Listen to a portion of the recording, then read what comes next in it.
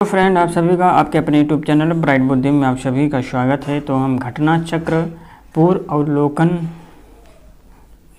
की बुक्स में आज हमारा टॉपिक्स है भारतीय अर्थव्यवस्था। ये बीपीएससी पूर्व अवलोकन है जो एग्ज़ाम की दृष्टि से बहुत ही महत्वपूर्ण है। और इससे पहले हमने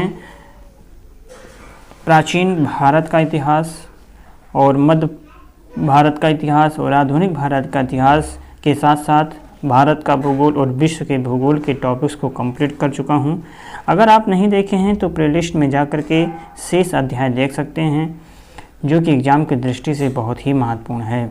आप इस बुक के पीवाईक्यू को बार बार पढ़ना है, रिवीजन करना है। इस प्लेलिस्ट में जितने भी हैं तो आप इसे देख सकते हैं और समझ भी सकते हैं, जो कि बहुत इम्पोर्टेंट है। तो आज हमारा टॉपिक्स है भारतीय अर्थव्यवस्था, जिसमें से भाग 1 में आर्थिक विकास पढ़ेंगे। भारतीय अर्थव्यवस्था का स्वरूप, इससे संबंधित क्वेश्चन है। आज का पहला क्वेश्चन है, भारतीय अर्थव्यवस्था का स्वरूप में उत्पत्ति के नियम के बारे में निम्नलिखित कथनों पर विचार कीजिए। उत्पत्ति के नियम के बारे में निम्नलिखित कथनों पर विचार करके बताना है कि कौन सा कथन इनमें से सही है। तो उत्पत्ति के नियम किसी उत्पाद के राष्ट्रीय स्रोत को निर्धारित करने के लिए आवश्यक मानदंड है। उत्पत्ति के नियम कस्टम एजेंसियों को ये जानने में मदद करते हैं कि किसी दिए गए उत्पाद पर कौन से नियम और कौन से शुल्क लागू होते हैं। तो पहला और दूसरा ऑप्शन सही है। इनका उपयोग व्यापार सांख्यिकी के प्रयोजन के लिए किया जाता है। तीसरा ऑप्शन भी सही है। चौथा है, उनका महत्व इस तथ्य से प्रमाणित होता है कि कई मामलों में कर और प्रतिबंध आयतों के स्रोतों पर निर्भर करते हैं। तो इनमें से क्या है, ये सभी ऑप्शन सही है, इसलिए इसका जो होगा डी ऑप्शन करेक्ट होगा। उत्पत्ति के नियम किसी उत्पाद के राष्ट्रीय स्रोत को निर्धारित करने के लिए आवश्यक मानदंड है। उत्पत्ति के नियम कस्टम एजेंसियों को ये जानने में मदद करते हैं कि किसी दिए गए उत्पाद पर कौन से नियम और कौन से शुल्क लागू होते हैं। इनका प्रयोग व्यापार सांख्यिकी के प्रयोजन के लिए किया जाता है। इनका महत्व इस तथ्य से प्रमाणित होता है कि कई मामलों में कर और प्रतिबंध आयतों के स्रोतों पर निर्भर करते हैं। दूसरा है कि भारत को 2024-25 तक 5 ट्रिलियन डॉलर की अर्थव्यवस्था बनने के लिए जीडीपी की विकास दर लगातार कितनी होनी चाहिए। तो ये 9% होना चाहिए। प्रश्नकाल के संदर्भ में भारत को वर्ष 2024-25 तक 5 ट्रिलियन डॉलर की अर्थव्यवस्था बनाने के लिए प्रति वर्ष लगातार जीडीपी की विकास दर 9% रहने की आवश्यकता जताई गई थी। तथापि कोविड-19 महामारी और वैश्विक परिस्थितियों के आलोक में यह लक्ष्य अब संभवतः 2026-27 या आगे तक हो सकता है। भारत को एक अल्प विकसित देश कहा जाता है। उसकी जो है तीव्र गति से जनसंख्या में वृद्धि के कारण अल्प विकसित देश कहा जाता है। तीसरा है कृषि पर अधिक निर्भरता के कारण। चौथा है औद्योगिक उन्नति की मंद गति के कारण ही भारत को अल्प विकसित देश कहा जाता है। प्रश्नकाल विकल्प डी सही उत्तर है। अद्यतन आंकड़ों के आधार पर भारत अब अल्प विकसित देश नहीं बल्कि विकासशील देश का दर्जा प्राप्त कर चुका है। हालांकि भारत में अभी भी जनसंख्या वृद्धि दर बनी हुई है, फिर भी प्रश्नकाल की तुलना में कम है। कृषि पर निर्भरता अभी भी अधिक है। औद्योगिक उन्नति पूर्व की उन्नति तुलना में तेज है। भारत में आर्थिक विकास अवरुद्ध रहा। मुख्यतः उपयुक्त सभी कथन सही है। भारत में आर्थिक विकास अवरुद्ध रहा अकुशल कृषि व्यवस्था के कारण, अनियमित औद्योगिकी के कारण और पाश्चात्य सामाजिकरण अभिवृद्धि के कारण। अर्थात ये तीनों ऑप्शन हैं सही, इसलिए डी ऑप्शन सही होगा। भारत में आर्थिक विकास अवरुद्ध होने के कारणों में अकुशल कृषि व्यवस्था, अनियमित औद्योगिकीकरण, पाश्चात्य सामाजिक अभिवृद्धि शामिल है। पाश्चात्य सामाजिक अभिवृद्धि के कारण प्रदर्शन प्रभाव की भारतीय समाज में प्रबलता रही है, जिसने बचत और निवेश को विशेष रूप से प्रभावित किया है। ये सत्य होगा कि भारत को परिभाषित किया जाए ये सत्य होगा कि भारत को परिभाषित किया जाए एक श्रम आधिक्य वाली अर्थव्यवस्था के रूप में, इसलिए बी ऑप्शन करेक्ट होगा। भारत में जनसंख्या की अधिकता के कारण ही इसे एक श्रम आधिक्य वाली अर्थव्यवस्था के रूप में परिभाषित किया जाता है। विश्व बैंक के नवीनतम विकास प्रतिवेदन के अनुसार भारतीय अर्थव्यवस्था की स्थिति है 5वीं बड़ी अर्थव्यवस्था है। प्रश्नकाल तथा अद्यतन आंकड़ों के संदर्भ में विकल्प डी सही है। जुलाई 2024 में विश्व बैंक के द्वारा जारी आंकड़ों के अनुसार सकल घरेलू उत्पाद जीडीपी के संदर्भ में विश्व की शीर्ष 10 अर्थव्यवस्थाओं में भारत 5वें स्थान पर है। भारत से बड़ी 4 अर्थव्यवस्थाएं संयुक्त राज्य अमेरिका, चीन, जर्मनी तथा जापान हैं। 1991 की नई आर्थिक नीति का लक्ष्य क्या था? तो ये इनमें से सभी नई आर्थिक नीति का लक्ष्य था उदारीकरण, निजीकरण और भूमंडलीय। भारत सरकार के द्वारा जुलाई 1991 में अपनाई गई नई आर्थिक नीति को एलपीजी से संबोधित किया जाता है, जिसका तात्पर्य है यल का मतलब लिबराइज उदारीकरण, अर्थात इसे लिबरलाइजेशन कहते हैं। दूसरा पी का मतलब होता है प्राइवेटाइजेशंस और जी का मतलब होता है ग्लोबलाइजेशन, अर्थात उदारीकरण, निजीकरण और वैश्वीकरण। डी ऑप्शन 8वां नंबर है भारत के आर्थिक सुधार का जनक किसे कहा जाता है? तो भारत के आर्थिक सुधार का जनक पीवी नरसिम्हा राव को कहते हैं। कांग्रेस सरकार के जून 1991 के अंत में सत्ता आने के पश्चात तत्कालीन वित्त मंत्री डॉक्टर मनमोहन सिंह ने जुलाई 1991 से आर्थिक सुधारों को नई आर्थिक नीति कहा गया लागू करना प्रारंभ किया और इस संदर्भ में प्रधानमंत्री पीवी नरसिम्हा राव थे। इसी कारण उदारीकरण की नीति को राव मनमोहन मॉडल भी कहा जाता है।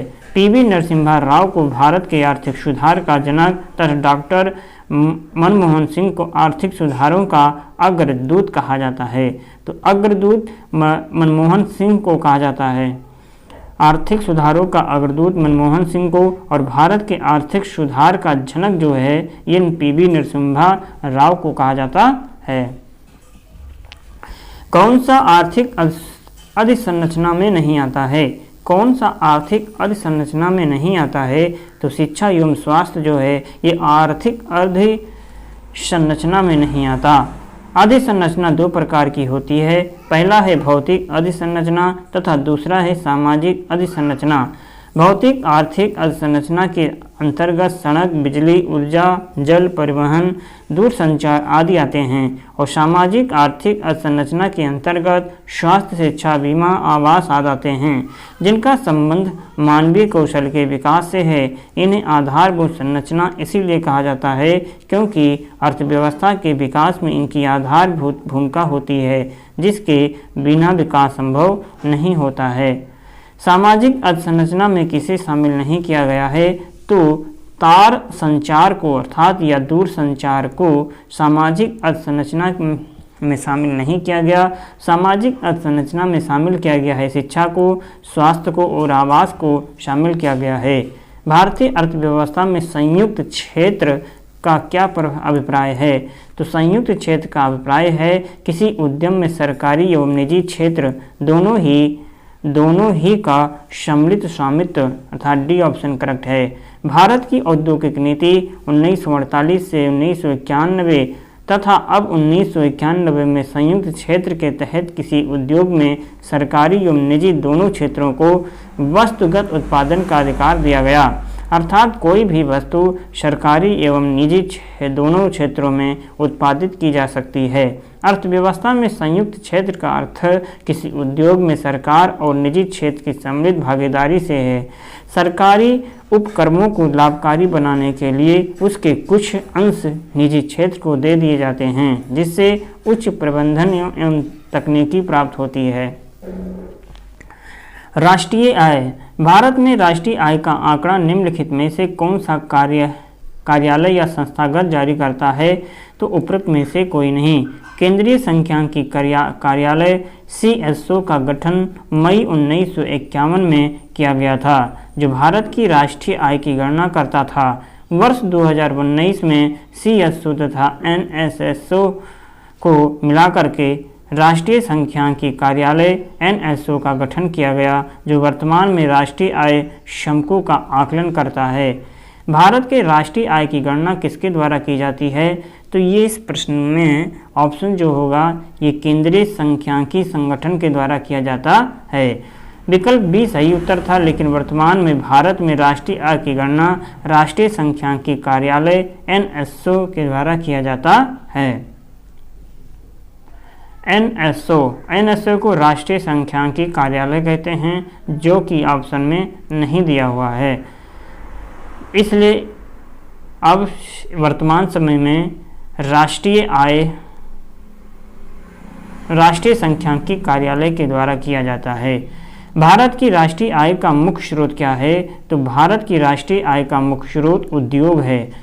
अद्यतन आंकड़ों के संदर्भ में दिए गए विकल्पों के संदर्भ में भारत की राष्ट्रीय आय का मुख्य स्रोत उद्योग है। आर्थिक सर्वेक्षण 2023-24 के अनुसार वित्त वर्ष 2024 में लेकिन समग्र रूप से GVA में सर्वाधिक योगदान सेवा क्षेत्र का है। देश के सकल मूल्यवर्धन का सबसे बड़ा स्रोत तृतीयक क्षेत्र अर्थात सेवा क्षेत्र है और वित्त वर्ष 2024 में चालू कीमतों पर GVA में योगदान की दृष्टि से विभिन्न क्षेत्रों का क्रम इस प्रकार है। पहला है सेवा क्षेत्र जो 54.70%, दूसरा है औद्योगिक क्षेत्र 27.6%, तीसरा है कृषि क्षेत्र 17.7%।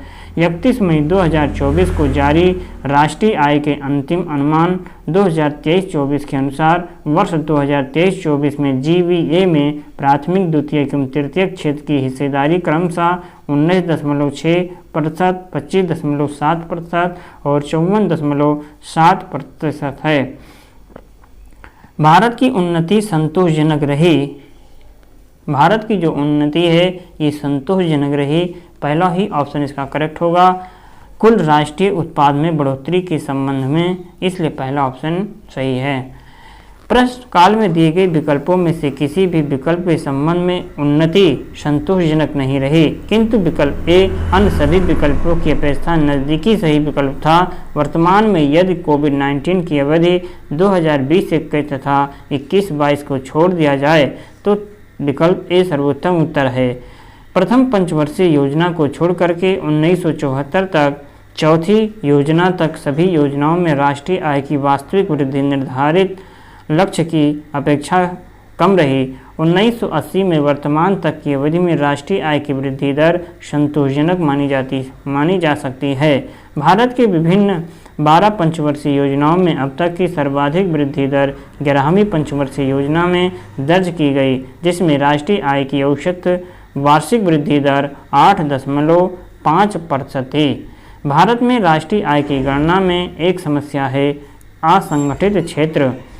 राष्ट्रीय आय की गणना में असंगठित क्षेत्र एक बाधा है, क्योंकि असंगठित क्षेत्र के द्वारा उत्पादन एवं आय के आंकड़े किसी भी संस्थान को प्रदान नहीं किए जाते या कई बार उसका मौद्रिक मूल्य में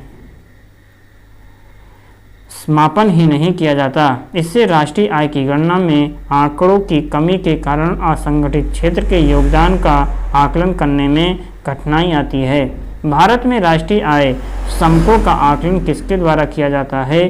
तो इस विकल्प में मतभेद ये है कि डी सही उत्तर था, लेकिन भारत में राष्ट्रीय आय समकों का आकलन राष्ट्रीय सांख्यिकी कार्यालय करता है। NSO प्रतिवर्ष राष्ट्रीय लेख सांख्यिकी नाम से राष्ट्रीय आय के आंकड़े प्रकाशित करता है। वर्तमान में राष्ट्रीय आय का आधार 2011 और 12 है। आर्थिक विकास का सबसे अच्छा सूचकांक किसके द्वारा प्रदान किया जा सकता है? तो ये प्रति वर्ष प्रति व्यक्ति वास्तविक आय में वृद्धि अर्थात बी ऑप्शन से आर्थिक विकास का सबसे अच्छा सूचकांक को निर्धारित किया जा सकता है या सूचकांक द्वारा प्रदान किया जा सकता है। किसी देश की आर्थिक समृद्धि या आर्थिक विकास का सर्वाधिक प्रयुक्त या उपयुक्त माप प्रति व्यक्ति उत्पाद या प्रति व्यक्ति वास्तविक आय से होती है, क्योंकि ये राष्ट्रीय आय की प्रति व्यक्ति उपलब्धता को दर्शाती है। 8वां क्वेश्चन कि बिहार का प्रति व्यक्ति शुद्ध राज्य घरेलू उत्पाद स्थिर कीमतों पर देश की तुलना में कम है। वर्ष 2018-19 में ये था, तो ये राष्ट्रीय औसत का 33% था। बिहार आर्थिक समीक्षा 2019-20 के अनुसार बिहार का प्रति व्यक्ति शुद्ध राज्य घरेलू उत्पाद स्थिर कीमतों पर वर्ष 2018-19 में 30,617 रुपये था, जबकि राष्ट्रीय स्तर पर यह 92,565 रुपये रहा। इस प्रकार बिहार के प्रति व्यक्ति आय राष्ट्रीय औसत का 33.1% थी। बिहार आर्थिक सर्वेक्षण 2023-24 के अनुसार वर्ष 2022-23 में स्थिर 2011-12 कीमतों पर बिहार पर प्रति व्यक्ति सकल राज्य घरेलू उत्पाद 35,119 रुपये है, जो राष्ट्रीय औसत का लगभग 35.7% है, जबकि वर्ष 21-22 के लिए यह लगभग 34.8% दर्ज है। हिंदू वृद्धि दर किससे संबंधित है? तो हिंदू वृद्धि दर ये जीडीपी से संबंधित है। प्रोफेसर राजकृष्ण ने वर्ष 1981 में अमेरिकन एसोसिएशन में बोलते हुए हिंदू वृद्धि दर का सर्वप्रथम प्रयोग किया था। उनके अनुसार हिंदू परंपरा जो विकास के अनुकूल नहीं है अथवा जिसमें विकास को प्राश्रय नहीं दिया जाता है के कारण ही अर्थव्यवस्था में राष्ट्रीय आय की वृद्धि दर 3.5% के आसपास बनी हुई है। अतः स्पष्ट है कि प्रोफेसर रामकृष्ण के द्वारा प्रयुक्त हिंदू वृद्धि दर जीडीपी से संबंधित है। भारत के किस राज्य की वर्तमान मूल्यों पर नवीनतम प्रति व्यक्ति आय न्यूनतम है? तो ये बिहार की है। प्रश्नकाल तथा जुलाई 2024 में जारी आर्थिक सर्वेक्षण 2023-24 के अनुसार विकल्प ए सही है और आर्थिक सर्वेक्षण 2023-24 के अनुसार 2022-23 में चालू कीमतों पर बिहार के प्रति व्यक्ति शुद्ध राज्य घरेलू उत्पाद 54,111 रुपये है। हाल ही के केंद्र बजट के रूप में एफएम ने बीमा क्षेत्र में प्रत्यक्ष विदेशी निवेश की सीमा को वर्तमान से बढ़ा करके 74% कर दिया। बजट 2021-22 में वित्त मंत्री निर्मला सीतारमण के द्वारा बीमा क्षेत्र में प्रत्यक्ष विदेशी निवेश की सीमा को 49% से बढ़ा करके 74% करने की घोषणा की गई, जो अगस्त 2021 से प्रभावी है। केंद्र सरकार के भारी उद्योग एवं सार्वजनिक उद्यम मंत्रालय के द्वारा लघु रत्न श्रेणी 1 उद्योग को अधिकतम कितनी धनराशि तक वित्तीय सहायता दी गई? तो ये 500 करोड़ रुपए दिया गया। किसी पीएसयू को मिनी रत्न का दर्जा बनाए रखने के लिए पिछले लगातार 3 वर्षों तक मुनाफा अर्जित करने रहने की आवश्यकता होती है। मिनी रत्न का दर्जा प्राप्त पीएसयू को बिना सरकार की मंजूरी के लिए 500 रुपये तक के निवेश की स्वायत्तता होती है। अक्टूबर 2024 तक भारत में कुल 24 नवरत्न कंपनियां थीं तथा कुल 14 महारत्न कंपनियां हैं। अक्टूबर 2024 में हिंदुस्तान एरोनॉटिक्स लिमिटेड को 14वीं महारत्न कंपनी का दर्जा प्रदान किया गया। किसी देश की प्रति व्यक्ति आय प्राप्त की जाती है तो ये राष्ट्रीय आय एवं जनसंख्या दोनों से प्राप्त किया जाता है। किसी देश की राष्ट्रीय आय में जनसंख्या से भाग देने पर उस देश की प्रति व्यक्ति आय प्राप्त हो जाती है। तो प्रति व्यक्ति आय बराबर राष्ट्रीय आय बटा जनसंख्या। सतत आर्थिक विकास मिलेनियम विकास लक्ष्य में किसे शामिल नहीं किया गया है? मिलेनियम विकास लक्ष्य में किसे शामिल नहीं किया गया? तो इसमें 2 अंकों वाली आर्थिक वृद्धि दर की प्राप्ति को शामिल नहीं किया गया। संयुक्त राष्ट्र के 189 देशों के द्वारा सितंबर 2000 में हस्तांतरित सरहदी शब्द घोषणा के आधार पर मिलेनियम डिक्लेरेशन के आधार पर संयुक्त राष्ट्र ने 8 मिलेनियम विकास उद्देश्य तथा 17 लक्ष्यों की घोषणा की, जिनकी प्राप्ति सदस्य देशों के द्वारा 2015 तक करना था। 8 मिलेनियम विकास उद्देश्य निम्न हैं: गहन गरीबी एवं भूख का उन्मूलन, सर्वव्यापी प्राथमिक शिक्षा की प्राप्ति, महिला सशक्तिकरण तथा लैंगिक समानता को बढ़ावा देना, बाल मृत्यु दर में कमी और मातृ स्वास्थ्य में सुधार, HIV, एड्स, मलेरिया और अन्य रोगों की रोकथाम, पर्यावरण संपोषणीयता सुनिश्चित करना, विकास से वैश्विक साझेदारी का विकास और 2016 से वर्ष 2030 तक 17 लक्ष्यों को प्राप्त करने के लिए संयुक्त राष्ट्र विकास कार्यक्रम UNDP ने सतत विकास लक्ष्य निर्धारित किया है। कृषि एवं संबंध क्षेत्र है। इससे संबंधित क्वेश्चन है कि निम्न में से कौन सा समाधान भारतीय कृषि में सुधार प्रदान कर सकता है? छोटी और खंडित भूमि जोत, किसानों को सुनिश्चित गुणवत्ता वाले बीजों का वितरण, मशीनीकरण का अभाव। तो कृषि में सुधार हेतु किया जा सकता है। तो इसमें से जो ऑप्शन होगा केवल तीसरा ही सही है। क्या है? तीसरा ही, C नंबर ऑप्शन सही है। इसमें से भारतीय कृषि में सुधार प्रदान कर सकता है। तो तीसरा C ऑप्शन जो है इसका सही होगा। C ऑप्शन सही है। C में केवल 2 ही सही है। किसानों को सुनिश्चित गुणवत्ता वाले बीजों का वितरण, यही क्या है? कृषि में सुधार प्रदान कर सकता है। किसानों को सुनिश्चित गुणवत्ता वाले बीजों का वितरण भारतीय कृषि में सुधार प्रदान कर सकता है। इसके अतिरिक्त बड़ी व संगठित भूमि जोत तथा मशीनीकरण की उपलब्धता भी भारतीय कृषि में सुधार प्रदान कर सकती है। भारत में कृषि फसल वर्ष की अवधि होती है, तो ये 1 जुलाई से 30 जून तक होती है। भारत में कृषि फसल वर्ष की अवधि 1 जुलाई 30 जून तक 1 जुलाई से 30 जून तक होती है। फसली वर्ष का उपयोग खेती की भूमि को प्रदर्शित करने के लिए किया जाता है। प्रत्येक राज्य की फसली वर्ष उस राज्य की जलवायु पर आधारित होता है। तीसरा क्वेश्चन है कि भारत में सीमांत कृषि भूमि जोत का आकार कितना है? तो ये 1 हेक्टेयर से भी कम है। कृषि संगणना 2015-16 के अनुसार परिचालन जोतों की संख्या एवं क्षेत्र का आकार समूह निम्न है। आकार समूह और आकार: सीमांत कृषि भूमि जोत 1 अक्टूबर 1 हेक्टेयर से कम, छोटी जोत 1 से 2 हेक्टेयर, अर्ध मध्य जोत 2 से 4 हेक्टेयर, मध्य जोत 4 से 10 हेक्टेयर, बड़ी जोत 10 हेक्टेयर से अधिक। बिहार में कृषि भूमि की जोतों का औसतन आकार दूसरे राज्यों की तुलना में कितना है?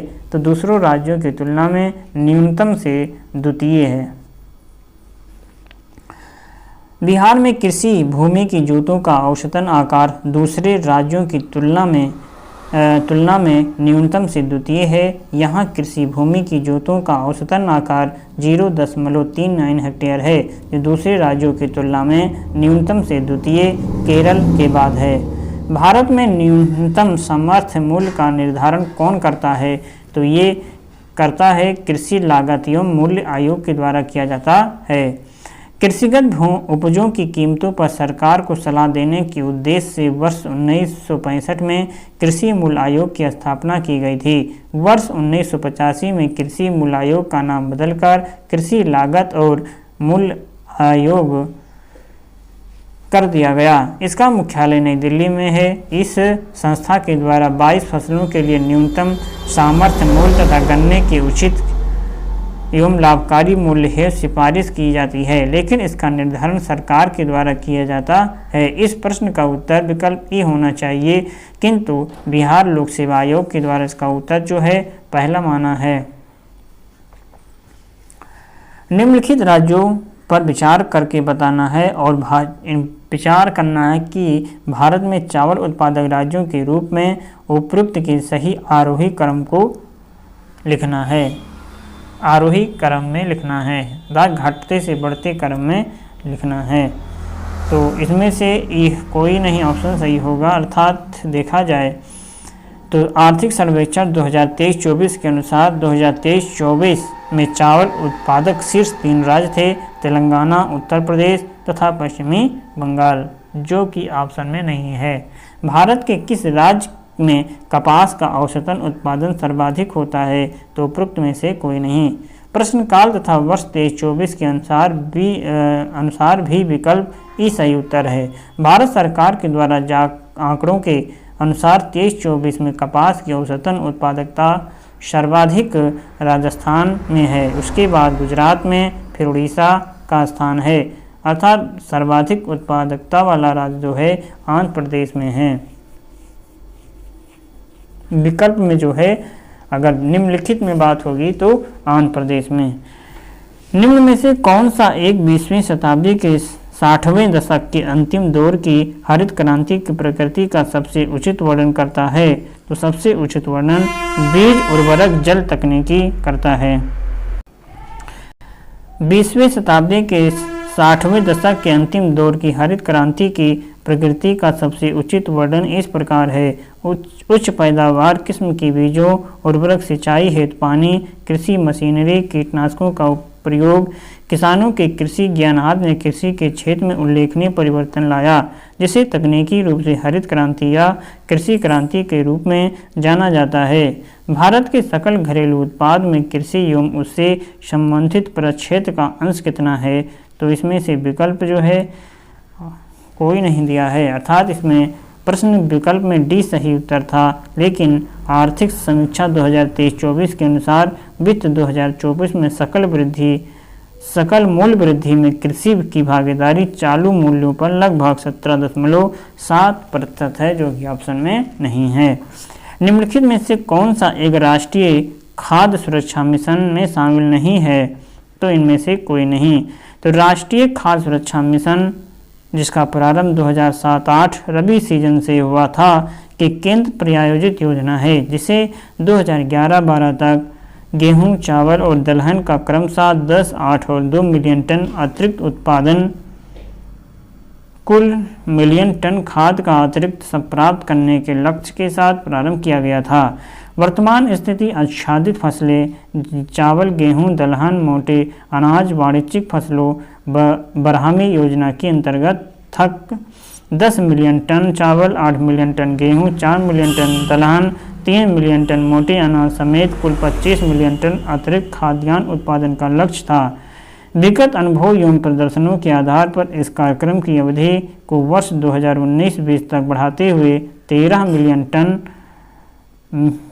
टन चावल, 5 मिलियन टन गेहूं, 3 मिलियन टन और दाल 3 मिलियन टन तथा मोटे अनाज 2 मिलियन टन की अतिरिक्त खाद्यान्न उत्पादन का लक्ष्य निर्धारित किया गया।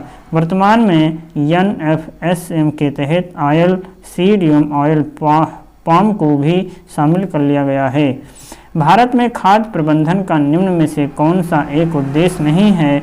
तो डी ऑप्शन जो है खाद्यान्न का नीति, ये है उद्देश्य नहीं है। आर्थिक समीक्षा 2016-17 वॉल्यूम 2 के फेज 182 के अनुसार खाद्य प्रबंधन में खाद्यान्नों की खरीद, उसका वितरण और बफर स्टॉक, मूल्य स्थिरता के लिए उसका भंडारण आदि शामिल है, लेकिन खाद्यान्नों का निर्यात खाद्यान्न प्रबंधन का भाग नहीं है। किस वर्ष कृषि और संबद्ध क्षेत्रों की वार्षिक औसत वृद्धि दर नकारात्मक हो गई थी? तो 2002 और 3 में हो गई थी। दिए गए विकल्पों में 2002-3 के दौरान कृषि और संबद्ध क्षेत्रों की वार्षिक औसत वृद्धि दर नकारात्मक रही। 21 मई 2024 को जारी राष्ट्रीय आय के अंतिम अनुमान 2023-24 के अनुसार 2023-24 में कृषि एवं संबद्ध क्षेत्र की वृद्धि दर 1.4% दर्ज है, जबकि 2022-23 के लिए यह 4.7% दर्ज हुआ। निम्नलिखित कथनों पर विचार करके बताना है कि कौन सा कथन है वो सही है। तो पहला ऑप्शन, केवल एक ही ऑप्शन इसका सही है। तो इसमें बताया गया है कि जो वर्षा बीमा है भारतीय कृषि बीमा कंपनी लिमिटेड के द्वारा किया जाता है। भारतीय कृषि बीमा कंपनी करती है वर्षा बीमा। तो इसमें ज़्यादा कुछ पढ़ना है नहीं, तो इसलिए AIC के द्वारा वर्षा बीमा को खरीफ वर्ष 2004 में दक्षिण पश्चिम मानसून अवधि में शुरू किया गया था। भारत में कृषि क्षेत्र को बीमा कवर उपलब्ध कराने हेतु भारतीय कृषि बीमा कंपनी निर्दिष्ट का संस्था है। इससे पहले कृषि क्षेत्र में लागू बीमा योजना का क्रियान्वयन सामान्य बीमा कंपनी द्वारा किया जाता था, किंतु कृषि क्षेत्र की व्यापक एवं विशिष्ट आवश्यकताओं के दृष्टिगत भारत सरकार ने दिसंबर 2002 में भारतीय कृषि बीमा कंपनी की स्थापना की, जो कृषि क्षेत्र के बीमा कवर हेतु प्रमुख उत्तरदायी बीमा संस्था है। भारतीय कृषि बीमा कंपनी में सामान्य बीमा निगम, national insurance company limited, the new India insurance company limited, the oriented insurance company limited, united India insurance company limited तथा नाबार्ड ने पूंजी लगा रखी है। 14 नंबर क्वेश्चन है, इसको स्तंभ का से ख से मिलान करना है। राष्ट्रीय कृषि नीति जो है ये 3 2000 में इसकी स्थापना हुई। राष्ट्रीय कृषि नीति फिर है समुद्री मत्स्य जो नीति है ये 2004, नवीन विदेश व्यापार नीति 2014 और 7वां वित्तीय आयोग 1978 में। तो राष्ट्रीय कृषि नीति 2000 में स्थापना, समुद्रीय मत्स्य नीति 2004 में, नवीन विदेशी व्यापार नीति 2014 में और 7वां वित्तीय आयोग 1978 में स्थापना किया गया। अगला क्वेश्चन है कि वर्तमान में बिहार में संपत्ति का मुख्य स्रोत क्या है? तो मुख्य स्रोत जो है कृषि है। प्रश्नकाल तथा वर्तमान विभाजित बिहार राज्य में आय का प्रमुख स्रोत कृषि है। भारत में कृषि क्षेत्र कम श्रमिक क्षेत्र के कितने प्रतिशत लोगों को प्रत्यक्ष रोजगार प्राप्त करता है? तो ये क्या इन उत्तर में थोड़ा मतभेद ये है कि 2001 की जनगणना के अनुसार भारत की 58.2% श्रम शक्ति कृषि क्षेत्र से जुड़ी थी, जबकि 2011 की जनगणना के अनुसार देश के कुल कामगारों का 55% कृषि क्षेत्र से जुड़ा हुआ है। आर्थिक समीक्षा 23-24 के अनुसार भारत में लगभग 56.5 करोड़ कार्यबल अनुमानित है, जिसका 45% से अधिक कृषि क्षेत्र में कार्यरत है। भारत में सबसे अधिक गेहूं उत्पादक राज्य कौन है? उत्तर प्रदेश है, जो गेहूं का सबसे बड़ा उत्पादक राज्य है। प्रश्नकाल तथा आर्थिक समीक्षा 23-24 के अनुसार भी विकल्प ही उत्तर है। आर्थिक समीक्षा 23-24 के अनुसार वर्ष 23-24 में गेहूं उत्पादक राज्य 3 राज्य क्रमशः उत्तर प्रदेश, मध्य प्रदेश तथा पंजाब है। चतुर्थ अग्रिम अनुमान के अनुसार 2020-21 में भारत में गेहूं का कुल उत्पादन कितना है? तो 109.5 मिलियन टन है। आर्थिक समीक्षा 2021-22 के अनुसार वर्ष 2020-21 चतुर्थ अग्रिम अनुमान में भारत में गेहूं का कुल उत्पादन 109.5 मिलियन टन अनुमानित था। वर्ष 2023-24 अंतिम अनुमान में गेहूं का उत्पादन लगभग 113.29 मिलियन टन अनुमानित है, जबकि वर्ष 2022-23 के लिए लगभग 110.55 मिलियन टन दर्ज है। भारत में अधिकांश व्यक्ति बेकार है, उद्योग में, कृषि में या फिर खनन में। तो वो व्यक्ति बेकार है तो कृषि में, इसलिए बी ऑप्शन करेक्ट उत्तर होगा।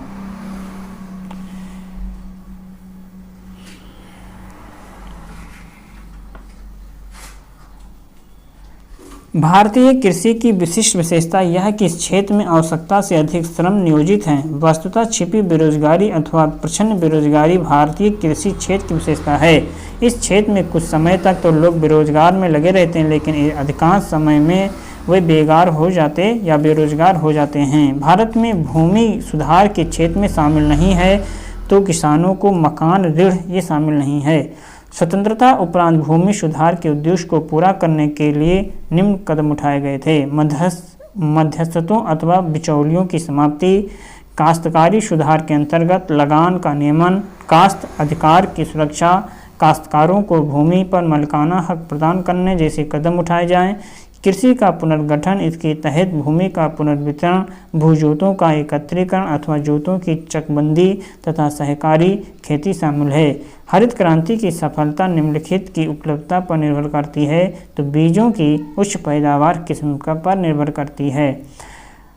हरित क्रांति को वर्ष 1966-67 में एक पैकेज प्रोग्राम के रूप में शुरू किया गया, जिसमें निम्न आदानों को सम्मिलित किया गया है: बीजों की उच्च पैदावार किस्म, उर्वरक, कीटनाशक दवाएं तथा पर्याप्त सिंचाई सुविधाएं आदि। हरित क्रांति के लिए यद्यपि उपरोक्त चारों तत्व आवश्यक हैं, तथापि उच्च उत्पादकता वाले बीजों ने हरित क्रांति लाने में अहम भूमिका निभाई। नाबार्ड उधार देता है तो किसे? तो ये कृषि एवं ग्रामीण विकास के बैंकों को उधार देता है। तो जुलाई 1982 में स्थापित नाबार्ड कृषि एवं ग्रामीण विकास हेतु पुनर्वित्त प्रदान करने वाली सार्वभौमिक संस्था नाबार्ड राष्ट्रीय कृषि तथा ग्रामीण विकास बैंक कृषि एवं ग्रामीण विकास के लिए सीधे वित्त न प्रदान कर इसी उद्देश्य हेतु स्थापित कृषि, वाणिज्यिक एवं क्षेत्रीय ग्रामीण आदि बैंकों को वित्त प्रदान करता है। भारत में कृषि पुनर्वित्त प्रदान करने के लिए शिखर स्तर के बैंक का नाम बताना है तो राष्ट्रीय कृषि तथा ग्रामीण विकास बैंक, बी ऑप्शन सही है। राष्ट्रीय कृषि और ग्रामीण विकास बैंक नाबार्ड की स्थापना किस पंचवर्षीय योजना की अवधि में किया गया था? तो ये 6ठी पंचवर्षीय योजना के तहत किया गया था। समन्वित ग्रामीण विकास को प्रोन्नत करने हेतु कृषि, छोटे उद्योग, कुटीर तथा ग्रामीण उद्योगों, हस्तशिल्प तथा ग्रामीण एवं कृषि विकास से संबंधित सभी प्रकार के उत्पादन एवं विनियोग के लिए पुनर्वित्त संस्था की शीर्ष संस्था के रूप में नाबार्ड की स्थापना जुलाई 1982 में की गई थी। 6ठी पंचवर्षीय योजना की अवधि वर्ष 1980 से 85 रही, अतः नाबार्ड की स्थापना 6ठी पंचवर्षीय योजना की अवधि में किया गया था। उद्योग क्षेत्र से संबंधित क्वेश्चन हम अगली क्लास में पढ़ेंगे। तो आज के लिए बस इतना ही। वीडियो अच्छा लगे तो लाइक, कमेंट और शेयर जरूर कीजिए अपने हित मित्र दोस्तों के साथ। तो चलिए मिलेंगे नए क्लास में, तब तक पढ़ते रहें, मस्त रहें। नमस्कार।